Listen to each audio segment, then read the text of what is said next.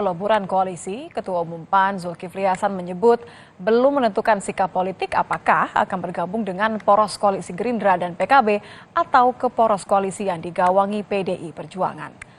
Pasca pertemuan Ketum Golkar dan PKB, Zulhas menyebut semua kemungkinan masih terbuka karena proses politik masih berjalan, termasuk peluang adanya perubahan poros koalisi dalam Pilpres 2024. Saat ini, PAN bersama P3 dan Golkar tergabung dalam Koalisi Indonesia Bersatu meski belum mengumumkan sosok yang akan diusung untuk baca pres dan bacawa pres. Proses segala kemungkinan ya. Ada kemungkinan mencalonkan Pak Prabowo juga berarti Bang dari PAN? Atau cawapresnya harus Pak Erick Thohir? Iya Bang, kalau cawapresnya bukan Pak Erick Thohir bagaimana Bang? Ya Pak Erick kan udah kontak-kantil sama saya kan. Untuk gabung ke PAN? Iya. Siapa saja yang ingin berbuat untuk nusa dan bangsa, dari manapun bergabung dengan PAN asal sungguh-sungguh bantu rakyat, oke, kita kasih karpet biru. Jadi dari Mbak.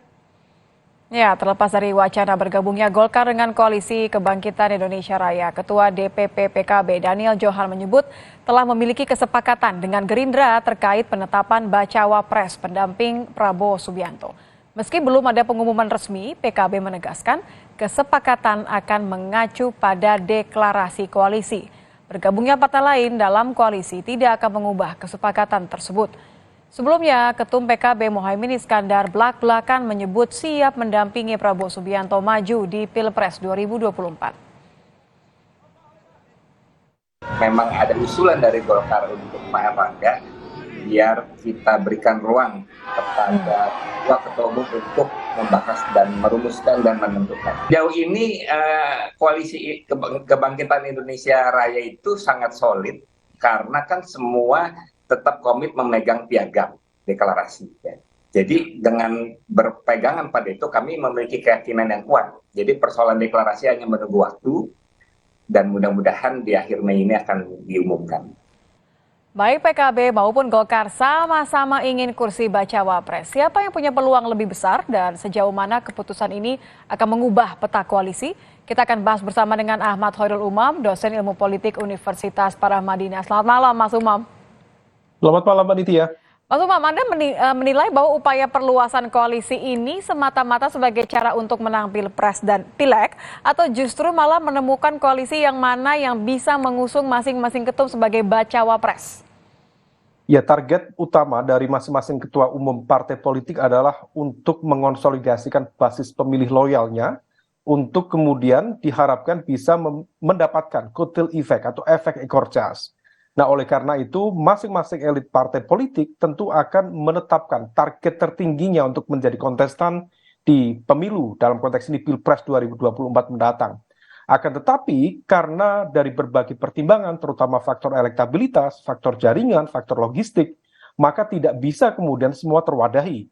Per hari ini konfigurasi elektoral hanya ada 3 tertinggi mulai dari Ganjar Pranowo, kemudian Prabowo Subianto dan Anies Baswedan. Nah di dalam konteks ini yang dialami oleh Koalisi Indonesia Bersatu mengalami dinamika yang sangat luar biasa dan berbagai kesempatan saya sampaikan by de facto KIB sudah selesai.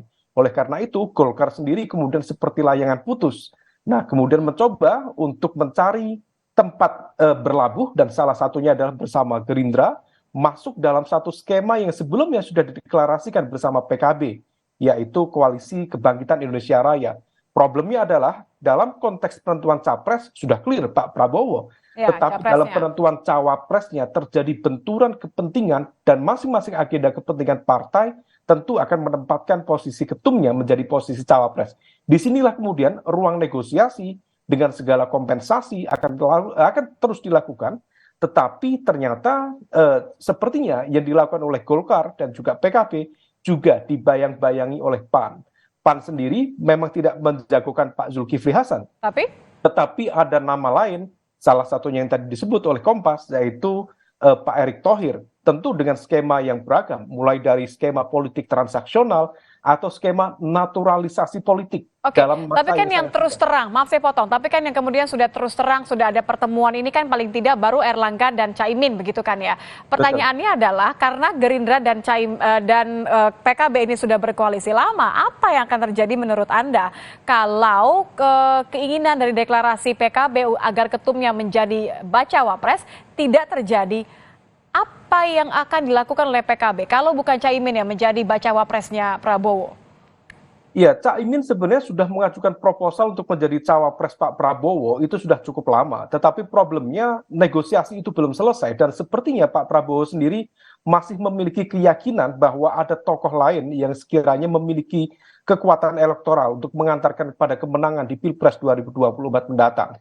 Nah, oleh karena itu, kalau misal kemudian ada pihak kekuatan lain di luar koalisi, misalnya Pak Erlangga, yang kemudian seolah ingin menelikung dari belakang mengambil posisi cawapres, maka besar kemungkinan PKB akan melakukan evaluasi secara keras.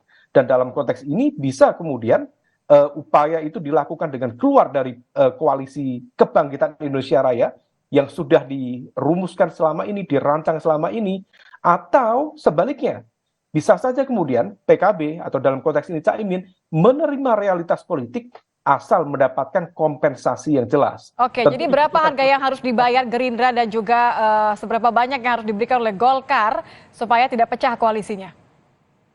Ya, tentu terkait dengan konteks kompensasi dalam proses negosiasi politik cukup beragam. Bukan hanya dalam konteks kompensasi dalam bentuk logistik politik, tetapi juga bisa dalam bentuk komitmen dalam berbagai kesempatan, mulai dari portofolio pemerintahan mendatang, kemudian bagaimana dengan kalkulasi dukungan dalam konteks pilkada, berapa wilayah misalnya dalam konteks penentuan gubernur atau wali kota atau bupati yang barangkali harus didukung oleh Partai Golkar kepada PKB. Nah, semua itu adalah bagian dari proses negosiasi.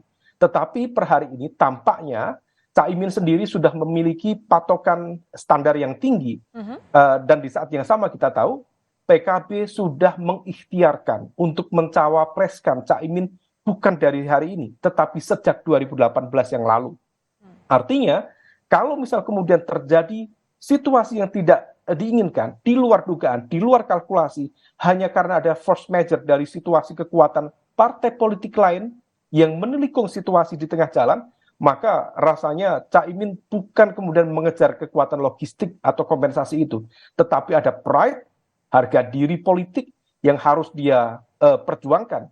Dan tentu evaluasinya akan sangat beragam, mulai dari menerima realitas sampai evaluasi total dengan keluar dari koalisi yang ada. Oke, karena kalau Anda menyebut ini kalau berubah peta koalisinya, Gerindra terancam akan dicap partai tidak etis, bahkan raja prank nih ya, untuk ketiga kalinya ya, ngeprank lagi. PKB akan terima ya? Iya, ada situasi berbeda Mbak Nitya. Dalam satu konteks per hari ini, maka ada semacam benturan kepentingan antara PKB dengan Golkar untuk memperebutkan posisi sebagai cawapres Pak Prabowo. Tetapi ada situasi, kalau memang betul Pak Erick Thohir kemudian mengonsolidasikan basis kekuatan politiknya dengan sel-sel yang berada di PAN, kemudian mampu meyakinkan Pak Prabowo, dan Pak Prabowo sendiri selama ini memiliki keyakinan besar terhadap sebuah kekuatan logistik dalam konteks politik. Kalau misal kemudian akhirnya pilihannya adalah Pak Erick Thohir sebagai cawapres Pak Prabowo, maka ada satu kemungkinan lain, yaitu bersatunya kekuatan Golkar dan PKB. Dan hal ini, komunikasi ini sudah mulai dibentuk. Bagaimana kemudian sejumlah elit seperti Mas Nusron Wahid dari Golkar, kemudian berkoordinasi dengan Faisal Reza dari PKB, mencoba untuk membangun komunikasi sebagai bridging, sebagai upaya untuk cipta kondisi.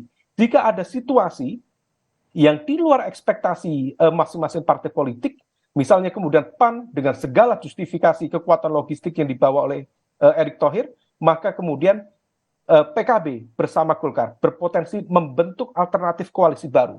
Nah, oleh karena itu, force major ini akan membuka peluang, menciptakan peluang baru bagi hadirnya 4 koalisi dalam Pilpres di 2024. Oh, sebentar, 4 koalisi. Jadi maksud Anda ini ada kemungkinan kita sudah tahu bahwa ada Nasdem dengan baca presnya Anies Baswedan, kemudian sudah ada Ganjar Pranowo, siapapun nanti partai yang mendukung, kemudian betul, ada yang mendukung Prabowo. Satu lagi apa nih, terbentuk dari partai-partai apa, Mas Umam?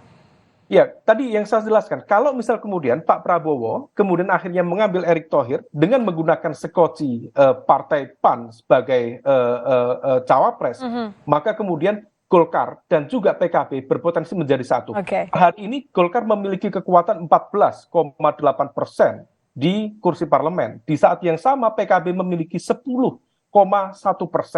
Kalau misal kemudian di total, maka ada sekitar 24%. Artinya, secara legal formal, secara prosedural, gabungan antara kekuatan Golkar dan juga PKB sudah mampu melampaui batas presidential threshold. Jadi koalisi harga diri begitu ya? Tetapi targetnya tentu bukan target menang, tetapi mampu berlaga, dan ketika berlaga di putaran pertama akan ada banyak keuntungan. Pertama, bisa mengonsolidasikan basis pemilih loyal, kemudian tetap mendapatkan limpahan logistik, dan yang terakhir, yang terpenting, akan mengantarkan mereka pada satu situasi di putaran kedua, di mana mereka bisa memilih dan bisa mencerna mana pasangan capres-cawapres yang memiliki kemungkinan menang lebih besar. Di sanalah mereka akan bergabung selanjutnya. Terima kasih Mas Umam sudah bergabung bersama kami di Kompas Malam. Informasi lain di Kompas Malam, Saudara, kebakaran terjadi di Kecamatan Gunung Putri, Kabupaten Bogor. Sebuah gudang penyimpanan baterai litium, suku cadang motor bekas, dan pintu mobil bekas ludes terbakar.